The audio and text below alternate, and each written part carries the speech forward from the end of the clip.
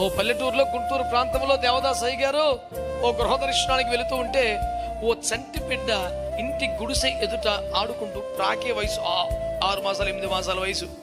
వాళ్ళమ్మ కడవెత్తికెళ్ళి ఆ పంపు దగ్గరకో బావి దగ్గరకో నీళ్ళకెళ్తే వచ్చేలోపు తాచుపాము ఆ బిడ్డ తల దగ్గర పడికి పాడుతుందంట. ఈ చిన్నపిల్ల కేరింతలు కొడుతుంది తెలియక, అది కదులుతుంటే రెచ్చిపోతుంది, పాము బస్సు కొట్టేస్తుంది.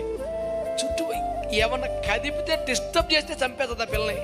అది ఎక్కడో అక్కడ బిగిసిపోయిన కన్న తల్లి వచ్చింది, అవాక్ అయిపోయింది, కొండ నేలబడేసింది, భయంకరంగా వనికి అమ్మో నా బిడ్డ అంటే. సరిగ్గా టైంకి దేవదాస్ అయ్య గారు ఇక్కడికి వచ్చారంట. గొప్ప ప్రార్థనాపరుడు, మంచి దైవజనుడు. ఏయ్ సర్పమా, నీ తల నేలకేసి కొట్టుకొని చచ్చిపోవాలంట. యేసు నామములో ఆ మాట చెప్పగానే ఎవడో పట్టుకొని బాధినట్టు తలకాయ నేలకేసి కొట్టుకొని 3 సార్లు చచ్చిపోయిందని పాము. అనేకులు ప్రభువునందు విశ్వసించారు ఆ కార్యాలు చేసి.